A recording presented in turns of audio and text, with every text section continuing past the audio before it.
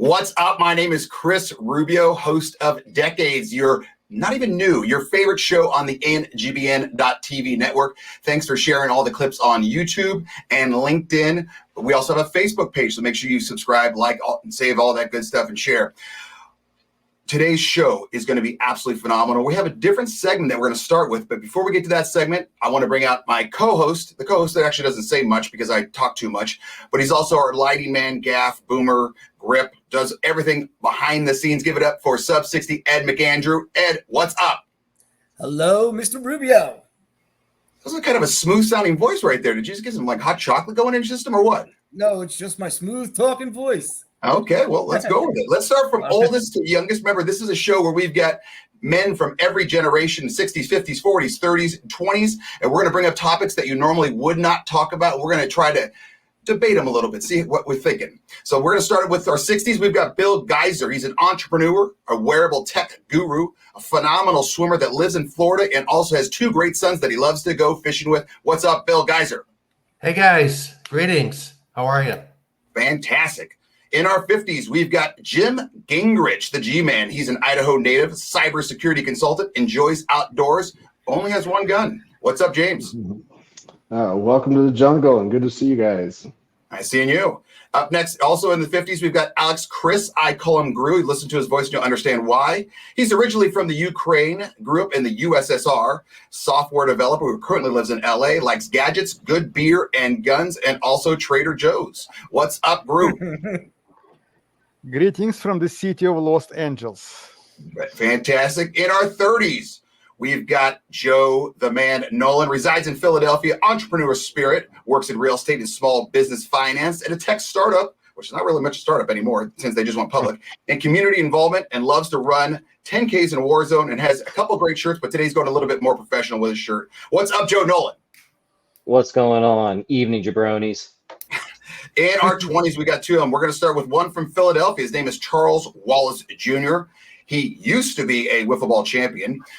He's powering through a sprained ankle, and he's really still into AI blondes in bikinis. What's up, Chalice? What's up, guys? You can't take that away from me. I have the pictures to prove it. I'm always going to be a champion. What? Nice fly forever. Bikinis, yeah. And our final 20-year-old, we've got Cruz Rubio. He's a student athlete in Middle California or Southern Idaho, likes to barbecue, Southern Oregon. He likes to barbecue, argue, wear chanclas, and go to the beach. And he just got back from Vegas, so God knows if he's going to be burping up some, let's say, booze. What's up, Cruz? Howdy. All right. So Sub 60 Ed, I told you we're going to do this. Guys, I don't know about you, but when I walk around town, I'm hanging out with friends and family, I get a lot of questions about this show. Do you guys really speak to each other? Do you like each other? This is my favorite quote-unquote character. I don't like this guy at all. I love this guy. And remember last week I said, if you have any questions for the guys, you can email Rubio at therubiomethod.com or ngbntved@gmail.com. So I just happen to have a question for each one of you. All right, here we go. We're going to start with me because I'm the host and I decide who starts. Rubio, I watched your other show, The Rubio Method. Also have another show called The Rubio Method on the NGBN.TV network. And my question for you is this. Do you own any other clothing? No. This is comfortable. And I think Ed told me it makes my eyes pop. So we're just going to go with I like this and it fits. The second question, some of this is going to be fun, some of this is going to be a little serious. Ed, this is for you, Ed, obviously. Do you find it insulting when Rubio calls you Sub 60 Ed? No, actually, I don't. I actually enjoy the nickname Sub 60 Ed because it's very fitting and it's politically correct and fun. And it goes right along with the nickname I had when I was on the men's basketball team. That's for laughter. As the manager for 4 years. Okay, there. Okay, wait for that. Jesus. My nickname was Ed Money because I always got it done. But Nice. so no, I like Sub 60 Ed. It's really good. And Ed, what was your license plate in high school? Didn't you tell me one time? Say that? Your license plate in high school. Oh, said Dwarf 8. And I used to tell people, true story, people would say to me, say, Dwarf 8, what's that? I said, oh, I was the 8th. There was really supposed to be 8 dwarves, but I got cut. That's why there was only 7. And you'd be surprised how many people walked away kind of scratching their head thinking to themselves, is he real? Is it true? That is good. That's very good. Joe Nolan, here comes your question, my man. Joe, you are my favorite character on the show. My question for you is, do you think you will lean more towards being a capitalist now that your company has gone public, or will you stick with more of the socialist type thinking? It's an interesting question. As soon as we went public, I instantly thought my taxes were too high and maybe I should be in charge. But no, I think any ism just sort of clouds and removes like your requirement to think. Capitalism primarily cares about capital. Socialism primarily cares about social good and people, and that's always what I lean towards. Like money is a means, it's a store of value, but it's what you do with it that matters at the end of the day.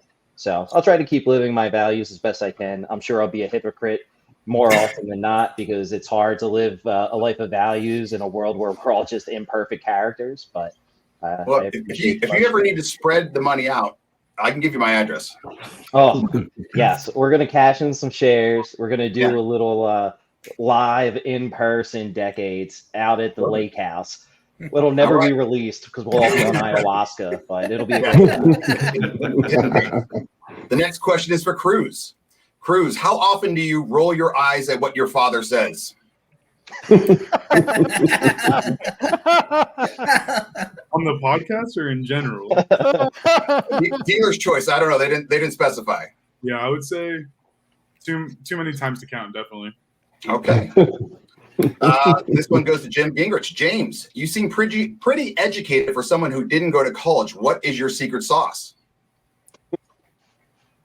That's an odd question because college has never dictated intelligence. They measure that at different age groups. It's a way to gain information. So I've read voraciously my whole life. Where I grew up, I actually didn't get cable TV, and I continue to read. I love to grow and learn, and so it's actually one of the points that I make often. That when someone says, "Oh, he went to college, he's smart," it doesn't mean nothing to me. Like, Yeah.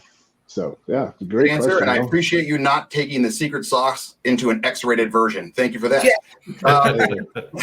Bill, I am in my 50s and thinking about getting into swimming for exercise, and I wanted to know if you have any tips for me. Boy. Swim smart. And I'd say that's defined as doing 3 things: streamline, streamline, streamline. So don't go crooked, I guess. Yeah, don't drown. Just swimming is about reducing drag, making your body like an arrow in the water, not trying to work too hard. So that's why sub 60 Ed would streamlining be the worst swimmer in the history of man, because Less I'm drag. not looking at sub 60 Ed seeing an arrow. Oh, no. I sink like a rock. Yeah, I can imagine. All right, we can fix next that. question is for Alex. Alex, you always say you hate California, but then why do you live there? I'm kind of stuck in California. I have aged mom and disabled sister who live not too far from me, and I just don't see dragging them out of the state. Okay, for now. Good answer.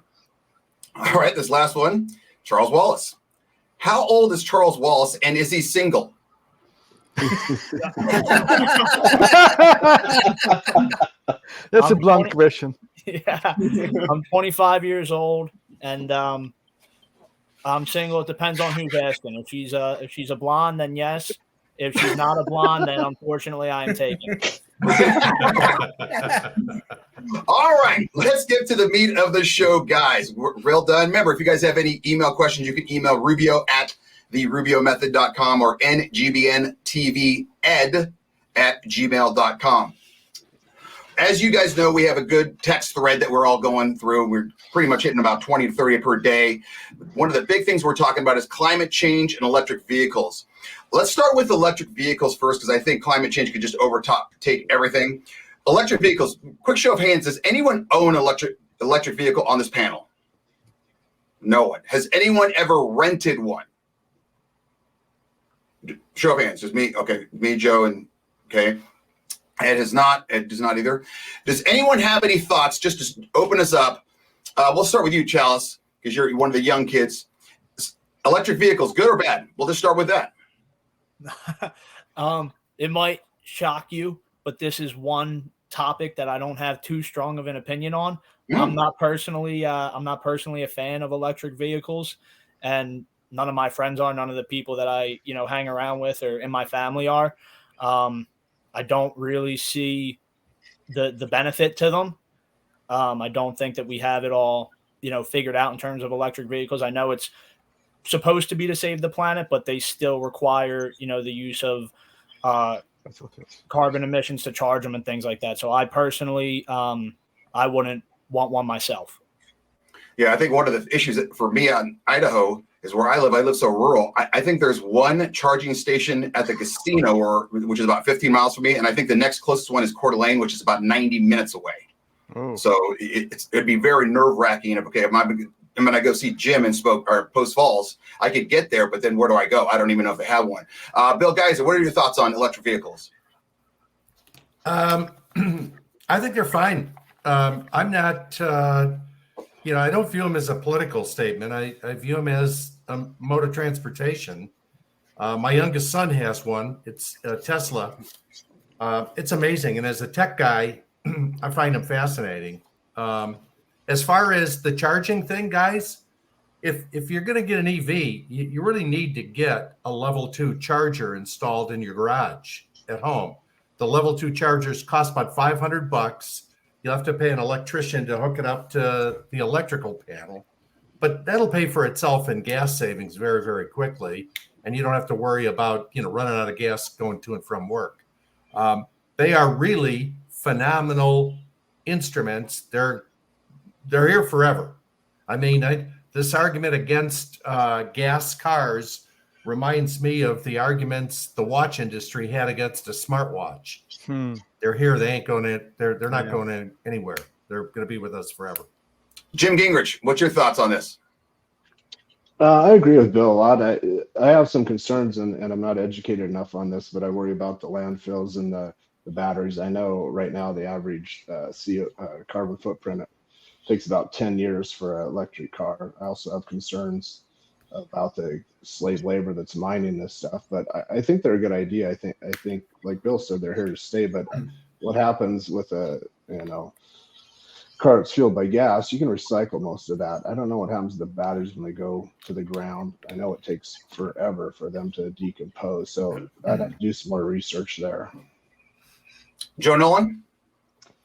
I think they're a really interesting intersection. The first thing is that electric cars, EVs, aren't here to save the world. They're here to save the automotive industry. I completely agree with Charles and with Bill and with James. Like, there's a lot of concerns about them. It's going to take a lot to mine the amount of lithium and ion you need to make the batteries to completely replace the car fleet. So hopefully this is a chance to rethink transit in some ways and try to take high frequency routes and try to create some low or zero emission vehicles that can do it. But they're fine. I think there's some really cool things that are out there. The Ford Lightning that has a truck battery that you can bring out camping and it'll run for 72 hours, to have a complete campsite. To me, that's not just a car. That is something that you can legitimately live off of. So I think that there's some really interesting opportunities, and it'll be really interesting to see where the technology goes. It's one of those, the technology, and I knew, Bill, you'd be into this, on the inside is phenomenal. It's basically an Apple computer. I don't know if you guys are all Apple guys. I know Ed isn't, but it's just the stupid little things where you can make this chair fart and you can make different lights and all that stuff, because we rented a Tesla one time in Arizona. It was great. But when we were driving from Phoenix to Sedona or something like that, and once it starts to go below middle, right in the middle, halfway to half tank, you start to get nervous. You're like, okay, yeah, I can plug in where I'm going, but if you're trying to visit someplace and they don't have it, you can't just knock on someone's door and say, hey man, I need to recharge here. And then when you do charge it, it's not a quick, okay, I'm going to fill up my gas. It's going to be, 5 minutes, if that. I mean, you're looking at 20, 25 minutes at some spots. Cruz, you've rented one. What was your thoughts on it? I think I rented like one of the Ford brand or Toyota brand electric vehicles. It was just through my school. Personally, I had no issue with it. It was easy to charge, easy to work. I mean, it was pretty self-efficient. I didn't really have any much issues with it. I mean, yeah, it's not the big rev of the truck, and you're not going to get the normal rev of the engine or anything like that. But you don't need that. I mean, it's a place to get you from point A to point B, and it was very effective for me, especially where I live in California. It cost me about $75, $80 to fill up my tank right about now. To charge the car was, I would say, to full tank, it was about $7-10. Yeah, I mean, it did take about 30, 35 minutes, but just brought my laptop with me, got some homework done in the meantime, and it was easy. Okay, and we'll end on Brew, and then we'll go to commercial. Brew, what's your thoughts? You got to be in California's got to be electric car heaven. Yeah, I do know a few people, some friends, and one of my neighbors in my condominium building, they have the old Tesla 3. My neighbor complained about quality of paint on his Tesla, which kind of thin, and he had to do special car wash by hand because the paint kind of fades easier, or not as good as on other cars. That's what he was complaining about. My buddy at work, he had his car in accident a few times, and it took him like 2.5 months to get it fixed because of parts availability from Tesla. So that's a negative side of Tesla in particular. Okay, my other friends who have Nissan Leaf, the first one he did in the second generation, he loves it. It works for him. He has his charging place at his apartment and at his work, and everything actually is great. As far as California, we don't have enough capacity. If everybody plugs their Teslas, buys Teslas 100% and plugs them every night, we would be in the dark. Okay, unfortunately, because we don't have enough juice to power all of it. Yeah, they might want to figure that whole thing out. So yeah, pretty much exactly. Everyone kind of agreed on this one. I thought it'd be a little bit more controversial, but I guess not everything has to be. Good job, guys. Yeah. On that note, let's go to commercial, and we'll come back with our next topic: climate change. Hello, my name's Ian Hill. And when I'm not training to be the oldest man to play NCAA Division I college football, I'm the CEO of NGBN TV. Our mission is pretty simple. Educate, equip, entertain, support, and inspire men in their 40s, 50s, and 60s. It's a one-stop shop for all that a man in his middle ages needs to be his best. So once you come and join us, come and be a part of NGBN TV. Now back to our show. Welcome back to Decades. Make sure you continue to subscribe on YouTube, LinkedIn, and Facebook, and keep sharing clips. If anyone has any questions, they can email rubio@therubiomethod.com or ngbntved@gmail.com. All right, so we've been talking about climate change, and it's obviously the big buzzword of July. We're in August now, but it's the big buzz phrase going around. Everyone's talking about it. The world's ending again. Temperatures are highest. Jim, you had a good picture that said San Antonio is the hottest in the place in the world right now. San Pedro is the hottest place in the world right now. Florida is the hottest place in the world right now. Spain is the hottest place in the world right now. Hamburg, Germany is the hottest place in the world right now. So Jim, let's start with you, because this one seems, between you and Joe, seems to be the hottest topic. No pun intended. Well, maybe pun intended. What's going on? So James, do you think this is just total fabrication? Just woe is me. Let's move on. I think I would go back to what we've talked about, and Joe even talked about this with the media and the hype and the alarmists. So, I'm a big believer that climate changes. I'm a big believer in environmentalism, that we need to do everything we can to help it. But what there isn't right now is any real facts that support CO2 causes it. And by that, the 97%, I think the judge said that on one of the shows, that data was skewed. I can go into that later in this recording if you want, but there's no truth to it. In fact, most of the actual scientists show that the rise in temperature is followed by CO2 by 200 to 800 years later. So, an easy way to look at that is the sun goes down for 12 hours. Do we stay warm? No, we drop 20 to 25 degrees in most places, and that's been consistent for over 100 years. Dinosaurs, there was 5 to 6 times as much CO2 in plant life and dinosaurs thrive. So I think things are changing. I don't think CO2 is a culprit when we put out 2.9% of it roughly versus the earth naturally putting out 97 point some percent of it. Joe, what's your thoughts? Yeah, I think I completely agree with the filter through the media making it hard to have fair conversation. I've definitely been active on the group chat, just sharing things. So I thought this might be a good way just to share some data that I have that scares the shit out of me. Ed, I'm not sure if you can follow along, but I wanted to do picture number 1 that I sent over first. So this is the 2-meter temperature of the world from 90 degrees south to 90 degrees north all around the world. Each line is a year. The middle line is the average, and you can sort of see that you have a natural rhythm. There is cycles to our weather, but you can see that this solid black line at the very top is this year.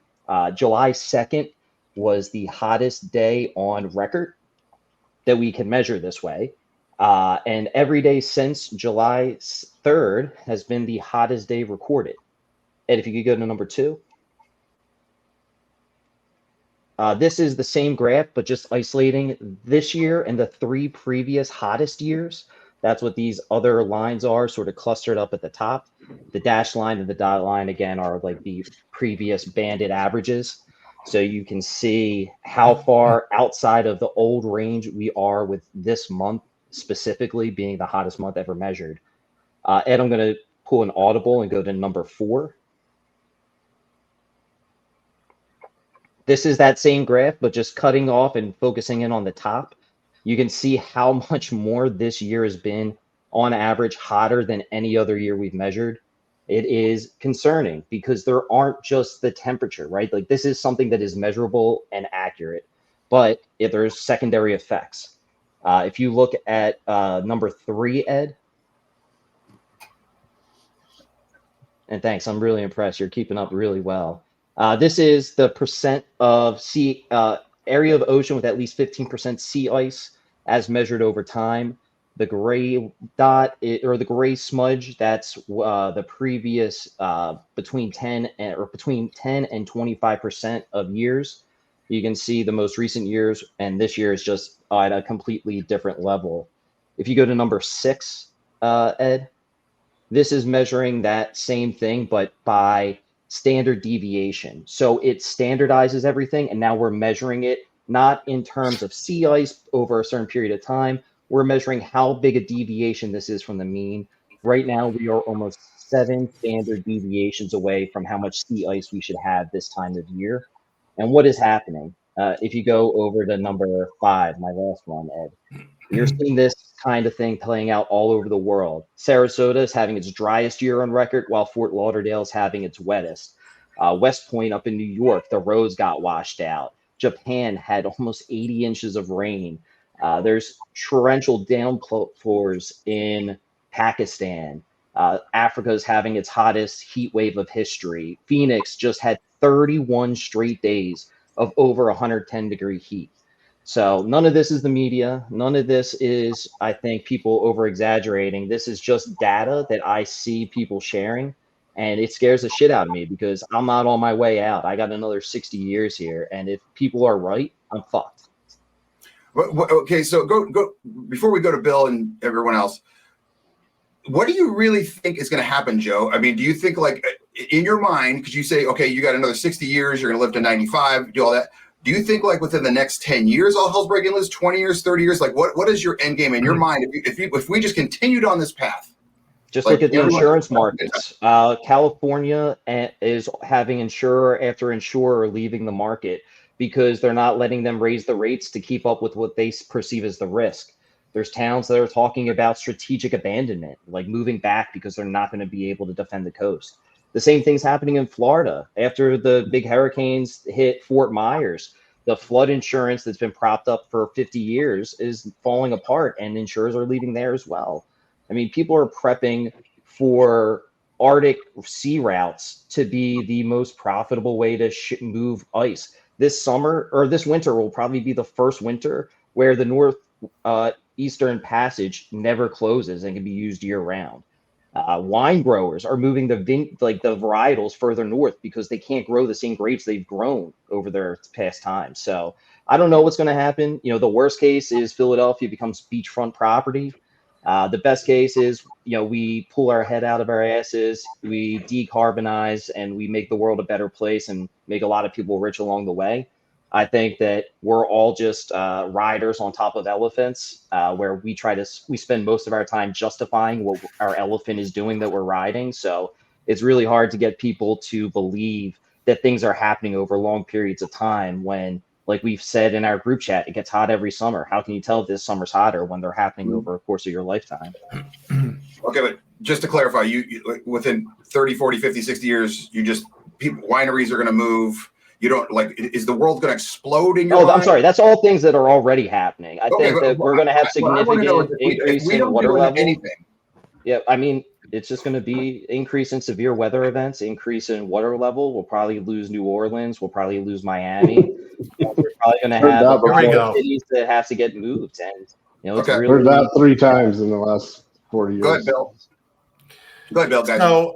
So look at this fear of these catastrophic events. I think what Joe just did was he took actual evidence over a very relatively short period of time that recent average temperatures have been increasing, and he's jumped to this conclusion that said this is due solely to human activity and the byproducts of industrialization. And that is an assumption that you can't make, at least on a scientific basis. The Earth's temperature has changed dramatically in the past, long before we ever had industrialization. And I'll point out 2 periods. One is the Ice Age. Everyone's familiar with that. But in preparing for this, I also learned something I wasn't aware of. It's called the medieval warm period, where the Earth's temperature rose dramatically from roughly 900 AD to 1300 AD. That's 400 years.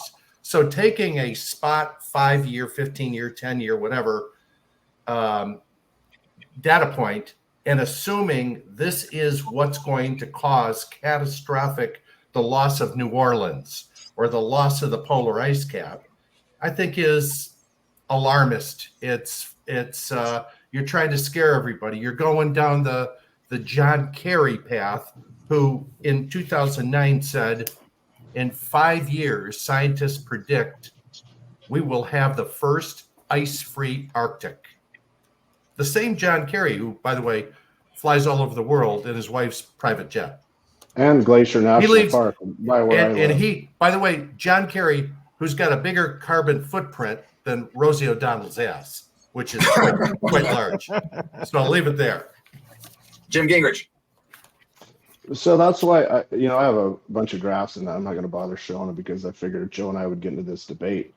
My question to him was, do we think CO2 is causing it? Because Al Gore's Inconvenient Truth actually had 9 findings that were inaccurate, and in Britain they said they had to publish those before they put them in schools, or book banning, as a judge would say. So dinosaur times it was higher. CO2 has been higher over many other times during history, and it hasn't caused a problem. Our oceans emit CO2. The 97% has been disproven. It was 37% said we have some effect. They threw out like 8,000 different scientists' reports and said, oh, they agree. There's also reports with 31,000 scientists that claim they cannot provide causation for CO2. Now, I'm always going to be a fan, again, of improving our exhaust, improving things to help the air, but there is actually zero evidence anywhere that CO2 is the cause. We need it. The oceans emit it. When ice melts, it emits it. It's 0.4% of our atmosphere. And if it held the heat and caused this problem, why do we cool the same at night as we have for hundreds of years? Wouldn't it hold that in if that was actually the case? I mean, that's a simple way to look at it, but CO2 has lagged behind temperature in every actual study. In fact, you get on NASA's site and you can find that. So I don't buy that bullshit. And one last quick thing, I forget what senator, I think it was one of the Kennedys, asked if we met our net zero by 2050, which the cost of that to the American taxpayer is $50 trillion. how much would the Earth's temperature lower? Nobody could answer that. And the answer is probably fucking nothing, because we're 13% of emissions in a globe. All that would mean is China or Russia would take us over because we're fucking stupid and run us. So to disrupt an entire economy, an entire race of people, basically, and the way they live, to fix something that we can't even prove is caused by our emissions, to me, is just ridiculous. Okay, let's cut right there, and we'll come back to Chalice, Gru, and Cruz. Sub 68, take us to commercial. What are you doing? Everything's fine. Don't adjust your TV. Don't adjust your phone. Don't adjust your iPad. This is still Rubio. I just want to let you know about my other show called The Rubio Method on the NGBN.TV network. It's a show about men's mental health. We're all going through it together, and it's just one of those shows where it's a funny, lighthearted show where I don't know what I'm talking about, but I'm having a good time while I'm doing it. You will have a good time. We've had over 30 episodes, and you can find us at therubiomethod.com. That was a fantastic commercial. Great job on that one. Shameless plug. Yeah. Charles Wallace, what if I'm going to be on Joe's side on this, and the host, I'm going to try to be impartial here. Why can't we just all like reduce, reuse, recycle? What's the harm in doing that? Why can't we just do that a little bit more? Well, I guess, it's not that there's any harm in that per se, but it's just, at least my view on it is that we talk about experts, and we have, like Joe showed the graphs and the sources, and sure, there's data, but especially over the course of the past few years, like experts in a lot of different fields, and I say experts very loosely, the only thing they've had an expertise in is being fucking wrong. So I don't understand why we're supposed to blindly trust everything that anyone with a degree says. I'm not knocking a college education. I went to college for a year. But I went to college for a year, but I don't understand how, okay, you have a degree in something, and, oh man, is that the single woman calling? Jesus, bro. I don't understand, like, okay, that's great that you have a degree in this and you're an expert in that. But when the experts are wrong at every turn, what reason do I have to trust them? Even if this is the time that it's the end of days and we're going to spontaneously combust. It's the boy who cried wolf already at this point, is it not? Go ahead, Bill. I think what Charles just brought up, and Joe even referenced it earlier, is that one of the problems we've got, well, let me take a step back. I think it's a conversation we should be having. I think the conversation about climate is important. We should talk about it. I think reusing, recycling, all that stuff, it makes a lot of sense. One of the barriers we've got, though, is that the media and our leadership in America, and I'm not just saying Democrats, I'm saying the whole lot of them, Democrats and Republicans, make it almost impossible for us to have intelligent conversations. And I'm going to single out John Kerry now, since he's our energy czar, whatever his title is. He could do America a great service. And I think set us on our way. If he really wanted to get us working together to talk about energy, he would stand up in front of America and, number one, apologize for his comments in the past and his behaviors. And then he would resign and say, you know what, I'm going to leave this up to somebody who really cares about our climate future and who will act out their values. Kind of like what Joe just said earlier, what he would do with his money. Hell, I'd have Joe run this thing before I'd have John Kerry do it. But we need somebody who will talk to us straight, cut through all the bullshit, and really, the American public can hear the truth. And that's what we need to hear. Let's hear the truth and let's figure out how to do it. Not all the solutions, too, involve changes in human behavior. There's also technology pieces here that can remove carbon and store carbon out of the air if that's the real problem. There's a lot of solutions on the table, but let's get rid of the barriers that make everyone say this is bullshit and not talk about it. Group. We all just heard Bill California? say Greta Go ahead. Thunberg for energy czar, right? No, Jesus God. She won't be No. my first choice. Group, what's your thoughts on this?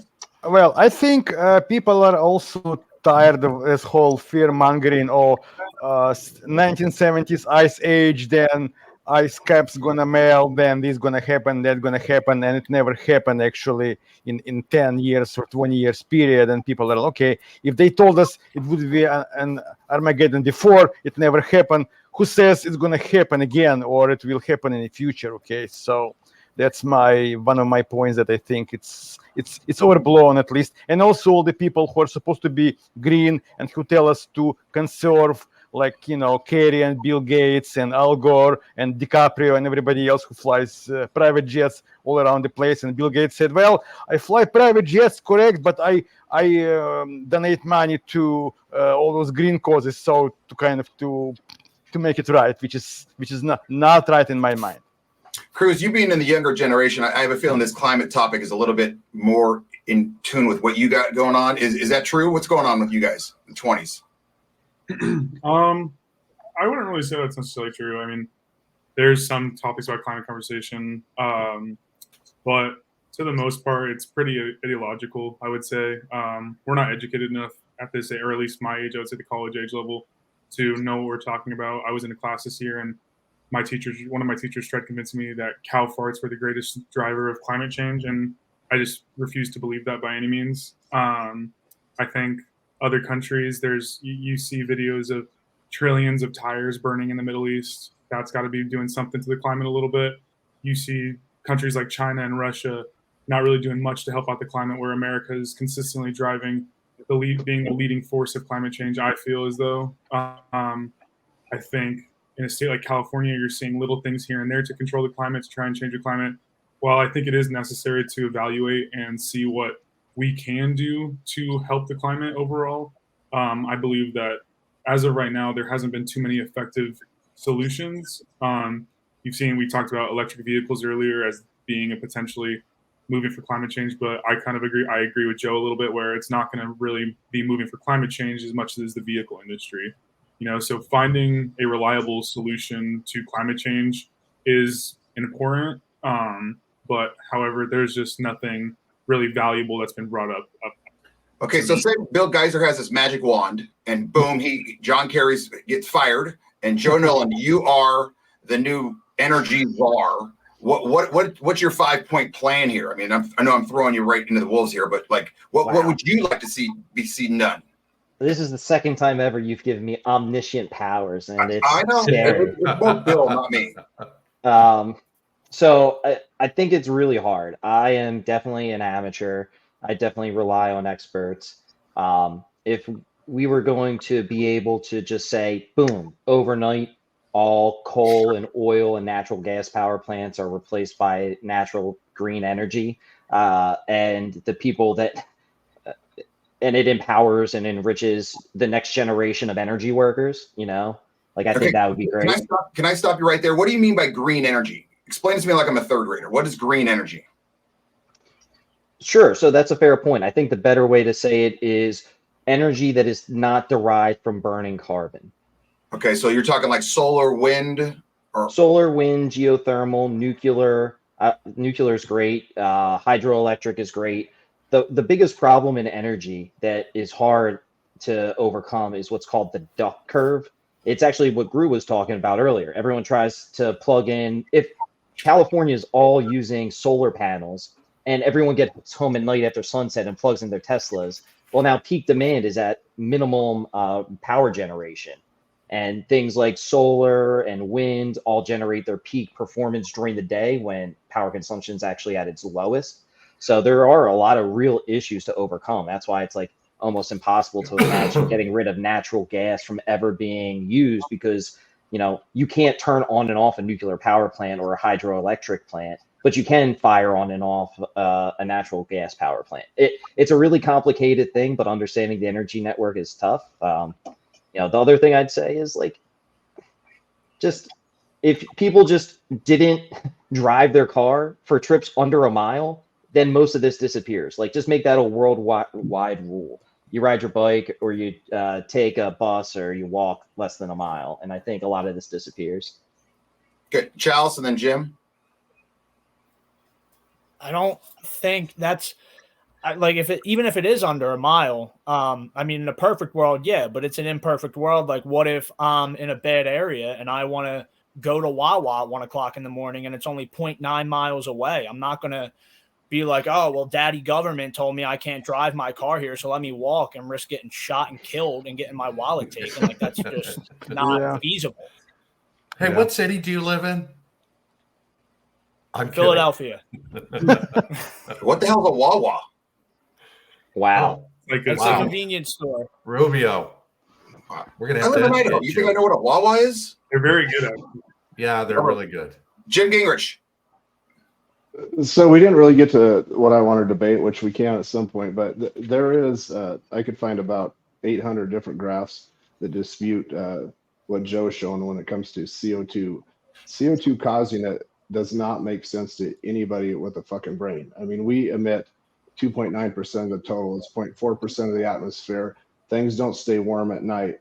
So what's odd to me is that we've chosen to get rid of fossil fuels, which, you know, are we going to drain the ocean? The ocean emits CO2. Plants emit CO2 during the night. Plants also absorb that during the day, and we have longer growth seasons in the northern hemisphere when it's warmer. So I want to debate if CO2 legs or not, because even NASA, the studies that I can show, nobody actually has agreed to any large degree. In fact, there's more science saying they disagree that CO2 is causing the problem. CO2 has lagged behind temperature rises. Now, I'm all for everything we can do to continue to improve our emissions and help the environment to not, you know, to clean the oceans up. Huge fan of that, but nobody has proven to anybody yet who is an actual scientist that CO2 is the cause.